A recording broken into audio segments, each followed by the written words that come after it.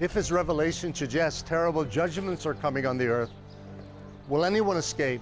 Will there be any means of survival? Next on Israel, the prophetic connection. This place, the Mount of Olives, very near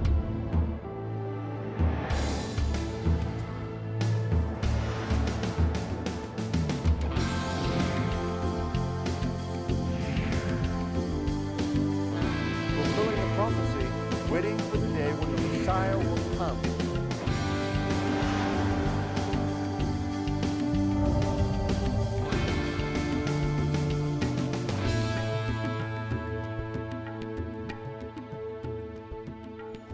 Behind me, the sacred Temple Mount, visible by the symbol that is on it today, the Golden Dome of the Rock, which is a Muslim shrine. But 2,000 years ago, the temple of King Herod stood there, and 1,000 years before that, the very first temple, the one built by King Solomon. Jesus had much to say about Jerusalem and the temple site itself.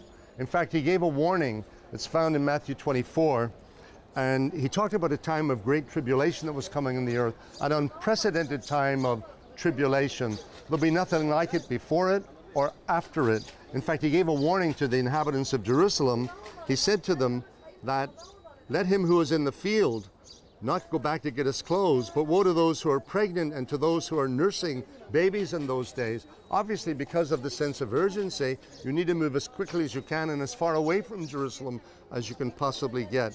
And then he said this, astonishingly he said, "And unless those days were shortened, no flesh would be saved. But for the elect's sake, those days will be shortened." So God is going to intervene in this time of great tribulation. He knows those who are his, and he will look after those who are his when this time of unprecedented trouble comes upon the earth. But remember, it is the time of God's judgment as well.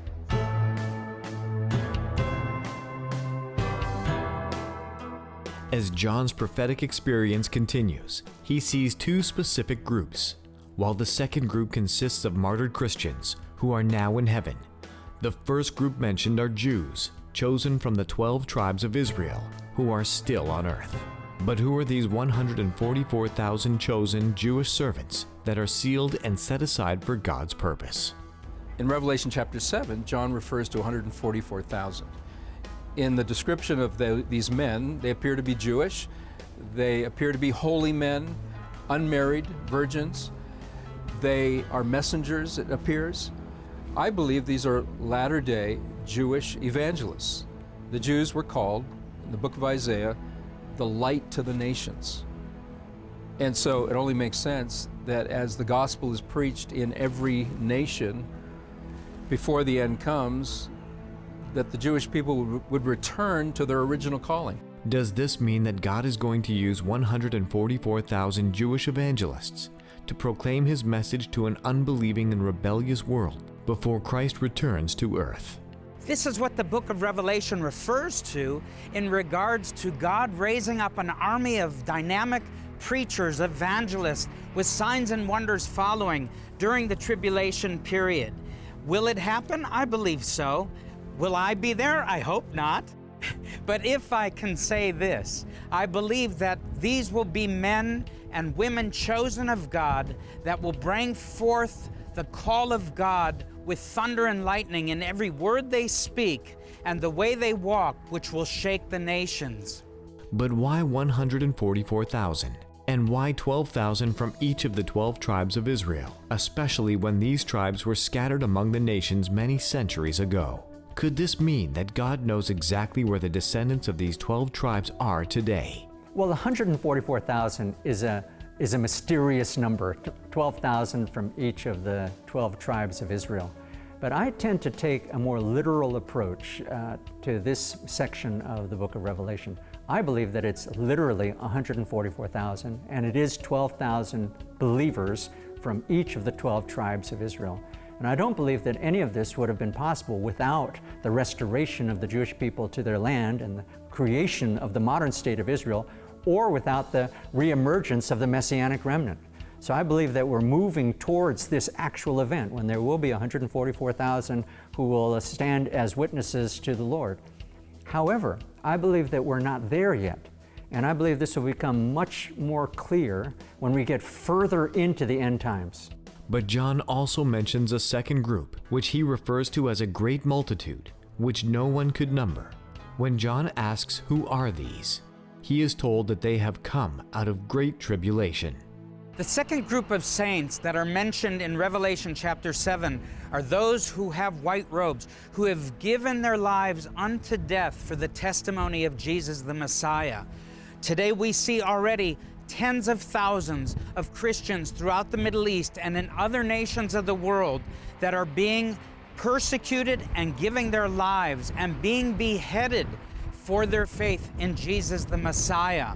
But this will only increase, and we will see during the times of tribulation where there will be a much greater outpouring of persecution to wipe out the testimony of the gospel. But we shall be saved through the blood of Messiah and the testimony of our faith. That great multitude in white robes is clearly those who have been forced or willingly given up their lives because of the testimony of Jesus. And I believe that it's to prepare us for the fact that those who stand for Jesus in the end times will suffer persecution.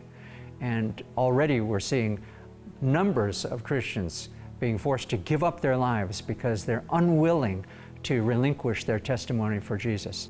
It's being said today that there have been more Christian martyrs in the opening decades of the 21st century than at any other time in the history of the Christian church. As an evangelical person, it's been a wake-up call, I believe. I may say something here, I hope that it's not an offense to anyone, but many of us evangelicals have looked at traditional Christians from denominations or from Christian traditions that are centuries and centuries older than Western Protestantism as nominal. But there's nothing nominal about giving up your life for Jesus.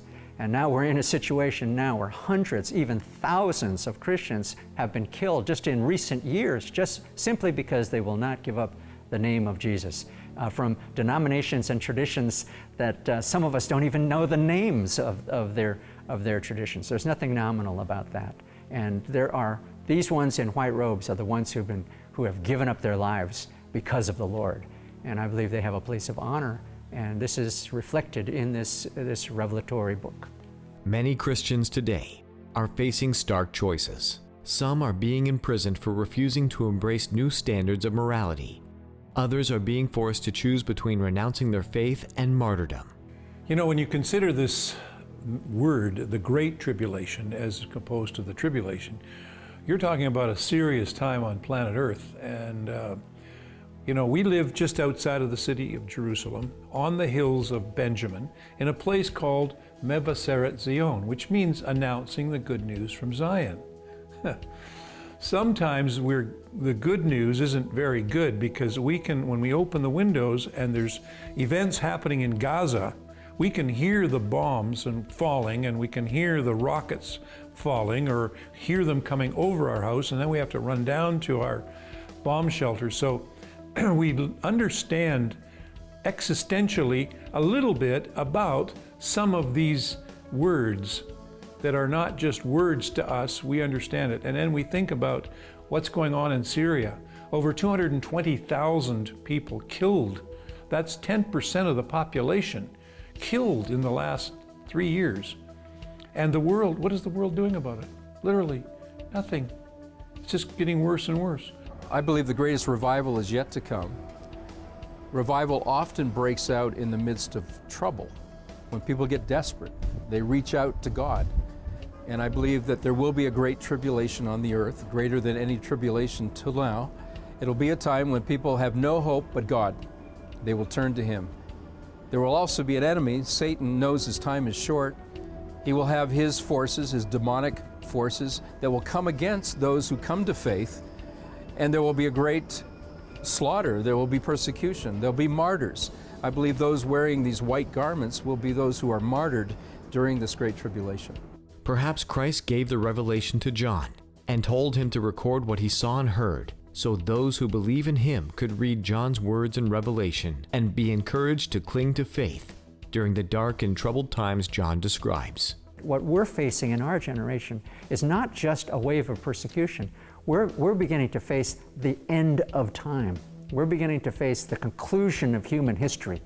And so in that sense, we know much more than Daniel.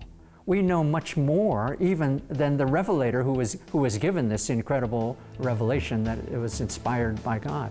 We have a greater responsibility, and I believe this book speaks to us about that responsibility to prepare us, because we are the generation that is beginning to face the return of the Lord and the judgment on all humanity. Don't go away. After this short break, Dr. John Tweedy returns with his teaching.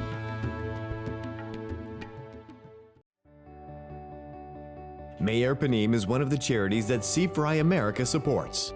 Providing food and care through soup kitchens throughout the land of Israel, Me'er Panim has become a critical source for the most vulnerable. Yet the needs in many communities like Dimona are rising. With the recent closure of 2 other soup kitchens in Dimona, Me'er Panim must now expand to care for more people who are in desperate need. The demand on us has increased by at least 30% over the last year. Thanks to C4I's assistance, we are now going to expand the center and expand the amount of meals which will be going out every day. That is a C4I project, and we're very, very grateful. Your giving makes a difference in the lives of Israel's most needy. Please help C4I, help Me'er Panim, help people in Dimona.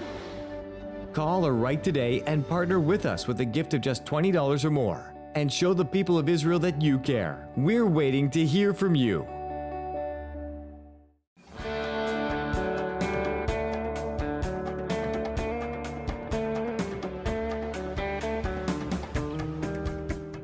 Through chapter 6, we have seen that 6 seals have been broken.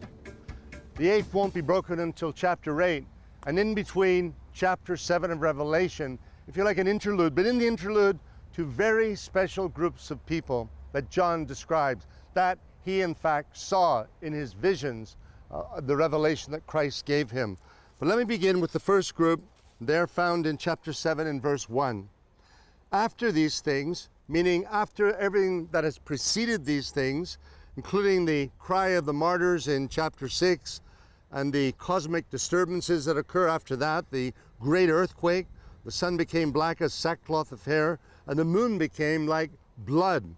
Then as we move into chapter 7, after these things, John continues, I saw 4 angels standing at the 4 corners of the earth, holding the 4 winds of the earth, that the winds should not blow on the earth, on the sea, or on any tree. Then I saw another angel ascending from the east, having the seal of the living God. So this is a different seal than the 7 seals that we've seen earlier. Something quite different. This is the seal of the living God, which has a special purpose. And he cried with a loud voice to the 4 angels, to whom it was granted to harm the earth and the sea, saying, do not harm the earth, the sea, or the trees, till we have sealed the servants of our God on their foreheads. And I heard the number of those who were sealed, 144,000 of all the tribes of the children of Israel were sealed. And then the list is given, and I won't take time to read the whole list, but of the tribe of Judah, 12,000 were sealed. Of the tribe of Reuben, 12,000 were sealed. Of the tribe of Gad, 12,000 were sealed. And it continues, Asher, Naphtali, Manasseh, Simeon, Levi, Issachar, Zebulun, Joseph, and Benjamin. 12 tribes, 12,000 servants from each tribe. So these are Jewish servants. Obviously, they are evangelists that are sealed for this time of tribulation, when God is reaching out to humankind, and he's going to do it through this first group of 144,000 Jewish evangelists, yet to appear. They haven't appeared as I stand here today with beautiful Jerusalem over my shoulders. But they're only the first group. Now we have a second group in verse 9. After these things, I looked, and behold, a great multitude, which no one could number, of all nations, tribes, peoples, and tongues, standing before the throne and before the Lamb. We've already seen the Lamb is identified as Jesus of Nazareth, clothed with white robes, with palm branches in their hands, and crying out with a loud voice, saying, "Salvation belongs to our God, who sits on the throne, and to the Lamb." And all the angels stood around the throne, and the elders and the four living creatures, and fell on their faces before the throne, and worshipped God, saying, "Amen. Blessing and glory and wisdom, thanksgiving and honor and power and might be to our God forever and ever. Amen."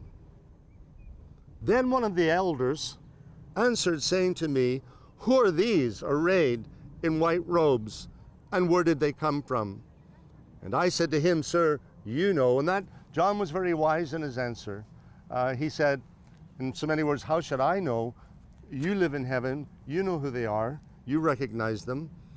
And so he said to me, "These are the ones who come up out of great tribulation, and washed their robes and made them white in the blood of the Lamb." You know, Jesus talked about this great tribulation in Matthew 24. He gave it in answer to the disciples' questions the day they came to him, and they showed him the buildings of the temple that stood over there in the Temple Mount. You can see the golden dome in the distance. The first and second Jewish temples stood roughly in that location. And the disciples, they were most of them from Galilee. So coming to Jerusalem from small villages, if you like, where they were fishermen, coming to Jerusalem and seeing this incredible edifice structure that was the temple and its colonnades and this huge site, you can understand why they would be impressed with it. But Jesus wasn't impressed with it, to the extent that he said to them, "I want to tell you something. You see all these things? Not one stone is going to be left standing upon another that isn't going to be thrown down." He saw it with his prophetic insight. And then, of course, later that day, Matthew 24 says, those disciples came to him privately on the Mount of Olives. In the distance behind me, you can see the Mount of Olives just beyond the Golden Dome, the city of Jerusalem. It's over my left shoulder, and the Mount of Olives is actually represented by the tallest tower that you can see in the distance. And so the disciples came to Jesus. They said, "Tell us, when will these things be? What will be the sign of your coming and of the end of the age?" And he went into a long discourse about the signs of the times. "You will hear of wars and rumors of wars. See that you be not troubled. The end is not yet. For these things must take place. And there'll be wars, famines, pestilences, and earthquakes in many different places." And then in Matthew 24, verse 8, he says, "But these are just the beginning." This is just the start, the beginning of birth pangs. When a woman goes into labor, and first of all, there's that first spasm, if you like, the first pain. And then there's a more intense pains as time goes on. And then they become more frequent and right up until the birth. And that's the parallel that he draws. The signs that I'm giving here, the earthquakes, the famines, and the pestilences, they will increase in frequency and intensity. But that's not all, he said. He said there will be a time of great tribulation. And in those days, the times are urgent. Woe to a woman carrying a child in those days. Let's hope that you don't have to flee on the Sabbath. Well, why the Sabbath? Because on the Sabbath, under the law, Jews are forbidden from going a long distance. I think they walk 1 mile in either direction. But in Jerusalem, on the Sabbath, many vehicles are parked. And there's no public transportation virtually of any kind. And so Jesus said, pray that when these things happen, you don't have to flee on the Sabbath because of the urgency and the need to get out of Jerusalem as quickly as possible. This time of great tribulation will have no precedent, and there'll be nothing like it after it. And we could think of the wars of the 20th century and think that was bad enough. We could think of the events that are happening in the 21st century and think they are bad enough. But seemingly, according to the teaching of Jesus, nothing is as bad as the great tribulation that is to come. And so here we have in Revelation chapter 7 this reference. So he said to me, these are the ones who come out of the great tribulation. That's to suggest that many Christians are going to be martyred in the time of the great tribulation. But presumably many Jewish people will be killed along with the Christians. Anyone who is for God in that time, when there is an anti-God, antichrist figure on the earth, anyone who believes and wants to walk with God runs a risk of being marginalized, and put to death. And so Jesus says, the ones that John sees, this second group. So he said to me, these are the ones who come out of the great tribulation and washed their robes and made them white in the blood of the Lamb. Great tribulation. We're living in a generation when there is an incredible persecution of Christians all around the borders of Israel. I'm standing today in Jerusalem. Holy Jerusalem is behind me. And we know the enemies of Israel all around the borders of Israel don't want the Jewish people here and have tried time and time again to displace them.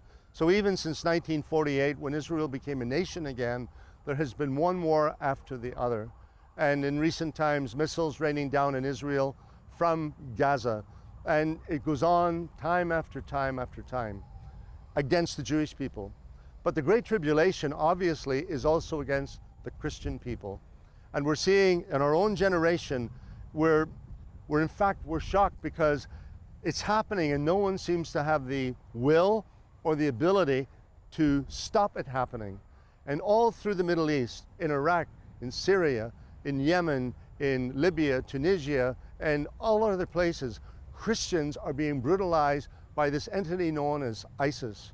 And nothing seems to be able to stop them from taking more and more territory and more radicals joining the ranks. But the thing is that no mercy is shown.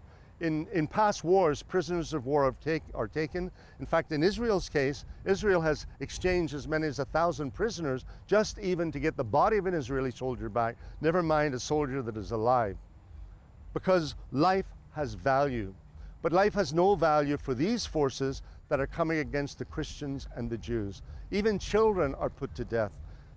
We don't want to think of these things, but they are happening, and they're in the media.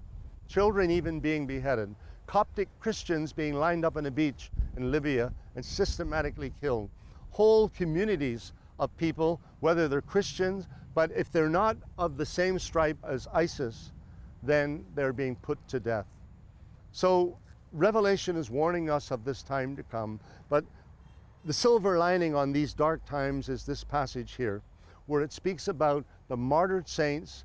God will look after them, and they will find themselves in white robes, washed in the blood of the Lamb of God, and they will find themselves before the throne of God.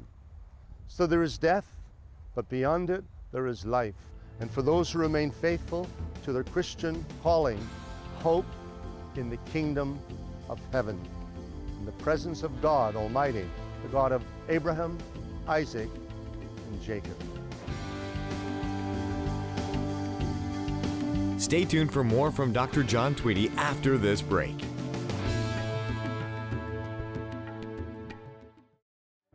Today in the Middle East, Israel stands alone as the only true democracy and free country in the region. Yet even free countries struggle with poverty and people in their society that fall through the cracks. This is especially true in Israel, as they are surrounded by enemies and must focus much of their budget on security. But you can make a difference. Your one-time donation of $20 or more can change a life. By giving today, you will help feed the elderly and Holocaust survivors, build bomb shelters in vulnerable communities, and help children in these areas go to school. We really wish to thank you for all your support in the past and say that it was very, very helpful for us. We see you as our partners, and we wish that you continue with your support of the children. When you call today with your one-time gift, as a thank you, you will receive the bi-monthly newspaper Israel the Prophetic Connection and the special documentary 7 Amazing Prophecies Fulfilled. Call or write today.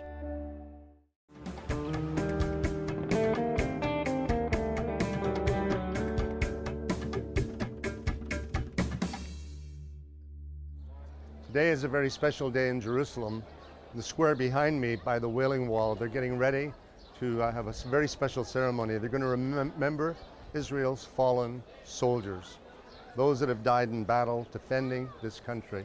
The cost is horrendous in many young lives. As in all wars, the young people pay the price with their lives.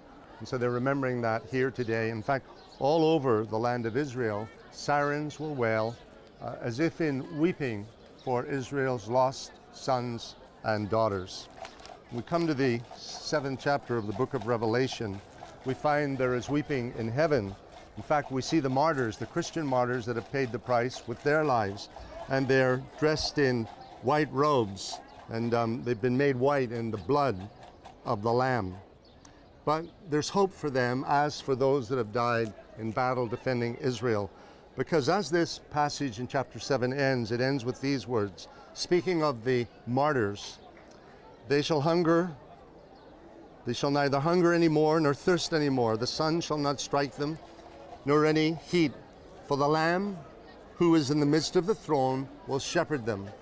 We've seen that the Lamb is Jesus of Nazareth. He is a lost son of Israel as well. He laid down his life, but not just for the people of Israel, for all people in all nations and at every time. He died for the sins of the world, we're told in the good news of the gospel account. And it says of him and them, it says that he will shepherd them and lead them to living fountains of waters, and God will wipe away every tear from their eyes. You and I have shed our own tears over those that we have loved. We've stood by bedsides, we've stood by gravesides, and we've said our goodbyes, but with much weeping and sadness. And that's what it means to love someone and to lose someone.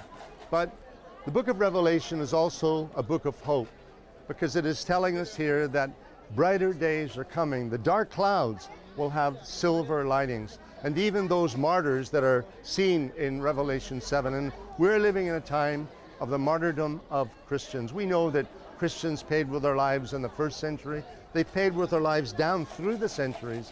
But in the 21st century, suddenly we find ourselves with Christians being persecuted all over the world, and never more so than in the Middle Eastern nations. Communities that have lived in certain nations in the Middle East for 2,000 years are being systematically wiped out by those who don't want them there. And in fact, the only place that Christians are really safe in the Middle East is here in the land of Israel. They can come today and they can participate in this ceremony. They can come by the Wailing Wall, and it's okay for them to come here. But around the borders of Israel, it is a very different story. Christians are dying in incredible numbers.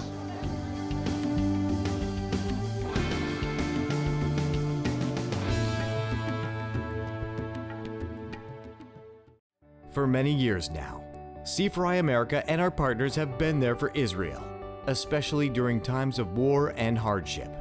Because of this support, Israel's most vulnerable have been cared for by groups like the Jaffa Institute and others. The Jaffa Institute is an institute that deals with children at high risk in slum communities around Israel. Each year, organizations like the Jaffa Institute care for those in Israel who are unable to care for themselves. And this is all possible because of people like you. We'd like to thank C4I and all the partners around the world for their support and love and blessing on the Jaffa Institute. With your monthly support of $20 or more, you are making a real difference in the lives of Israel's most needy. And when you become a monthly supporter, you will receive the bi-monthly newspaper Israel the Prophetic Connection. And while supplies last, the 13-part DVD set of the powerful series Messiah. Call the number on your screen now and become a monthly partner today.